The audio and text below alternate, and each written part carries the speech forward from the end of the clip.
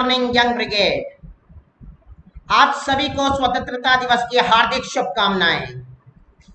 आज हमारा टॉपिक है accounting procedure, which is no doubt very useful for class 11th because it provides the basic for journal entries, ledger account, trial balance and financial statement।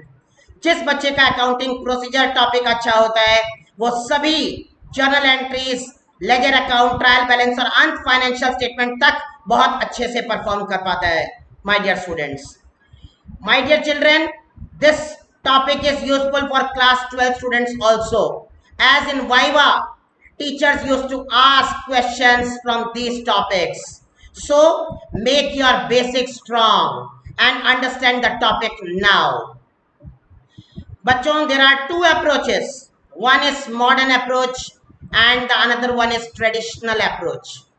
Modern approach, which indicates that the accounts are divided in 5 categories for the purpose of recording the transactions. Yes, 5 categories. Number 1, assets. Number 2, liability. Number 3, capital. Number 4, expenses and losses. And number 5, revenues and gains. These are the 5 categories for modern approach. And the second approach is traditional approach. Under traditional approach, all accounts are divided in 3 categories for the purpose of recording the transactions. The 3 categories are: number 1, personal account; number 2, real account; and number 3, nominal account. Dear children, the 2 approaches are modern approach and traditional approach. As per modern approach, we divide the accounts in 5 categories. After doing this modern approach, as per traditional approach, we divide the accounts in 3 categories. So dear children, if you have understood this, we can proceed to the next slide. We have to understand the rules for debit and credit as per modern approach. As per modern approach, there are 2 concepts. One is applicable for both assets and expenses. It means the rule for assets and expenses are same, and the rule for capital, liability and revenue is absolutely same. So assets and expenses, when increase it should be debited, and when decrease it should be credited. Whereas on the other hand, capital, liabilities and revenue, when increase it should be credit, and when decrease it should be debit. Dear children, please understand, the approach which is modern can be classified in 5 parts: assets, capital, liabilities, revenue and expenses. But the rule for assets and expenses is absolutely same. When increase, debit; when decrease, credit. And the rule for capital, liability and revenue is absolutely same. When increase, credit; when decrease, debit. So now we can understand this by taking the examples. बच्चों, classify the following as per modern approach and mention whether it should be debited or credited.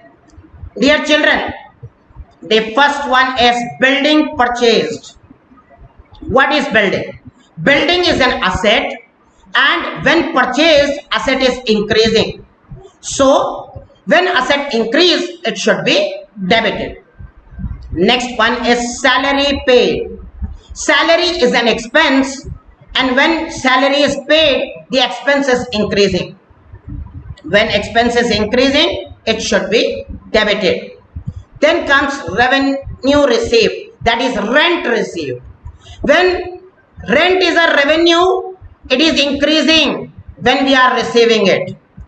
As per business point of view, we need to think, my dear children, and the increase in revenue should be credited.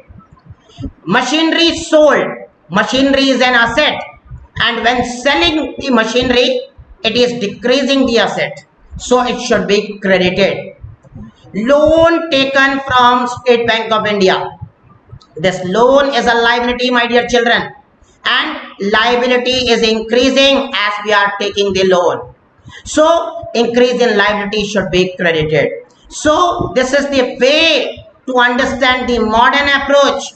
First, you need to classify whether it is asset, capital, liability, revenue or expense, and then decide if it is increasing, what should happen, and if it is decreasing, what should happen.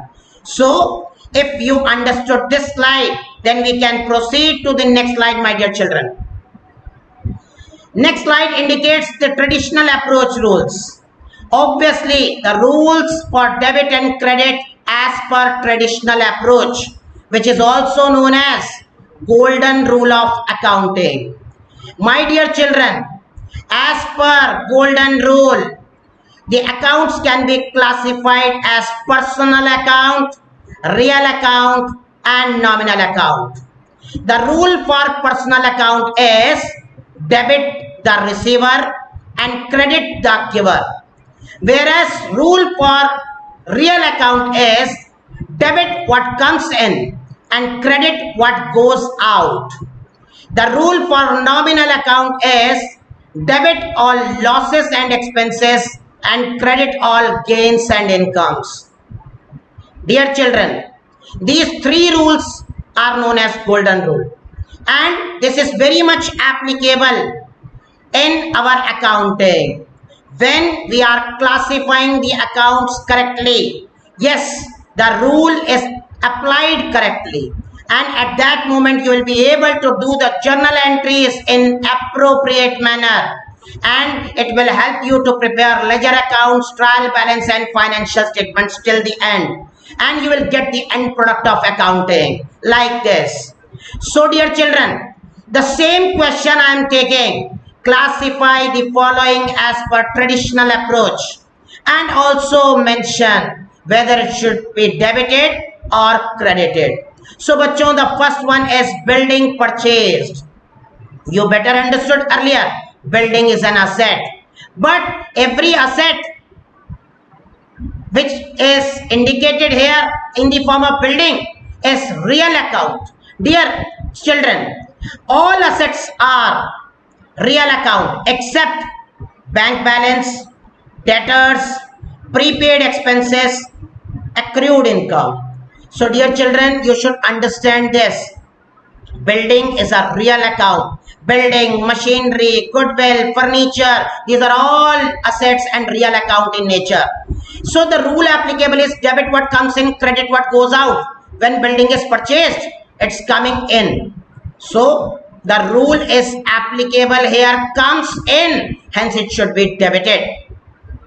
The second one is salary paid. We understood that the salary is an expense when we are paying. It is classified as nominal account as per traditional approach. So nominal account has a rule, debit all losses and expenses and credit all gains and incomes. So this is an expense or loss, hence it should be debited. Rent received. Rent received is revenue. It is income, hence it is nominal account. The rule applicable is again same, debit all losses and expenses, credit all gains and incomes. So it is a gain or revenue, hence it should be credited. Machinery sold. Machinery is an asset and it is real account by nature. Rule applicable is debit what comes in, credit what goes out. Hence, machinery is going out when it is sold. Hence, it should be credited. Loan taken from SBI. It is a liability, my dear children, which is personal account. The rule applicable is debit the receiver and credit the giver. And I hope you understood. This way you can find that it is credited. So dear children, if you understood these concepts of modern approach and traditional approach, you will be able to check your understanding. Your answer should be in comment box. As per modern approach, cash introduced in business will be dash. Whether debited or credited, you should be mentioned as it is dash account by nature. And the second question is, as per traditional approach, cash introduced in business will be dash, either debited or credited, as it is dash account by nature. Dear children, your answer should be in YouTube comment box so that I can understand that you are watching my video till the end. And if you like it, please press the like button and subscribe the channel for more such videos. Thanks a lot. My dear teachers, my dear friends, please forward this video. Please share this video among your students if you find it appropriate one. Thanks a lot to all of you.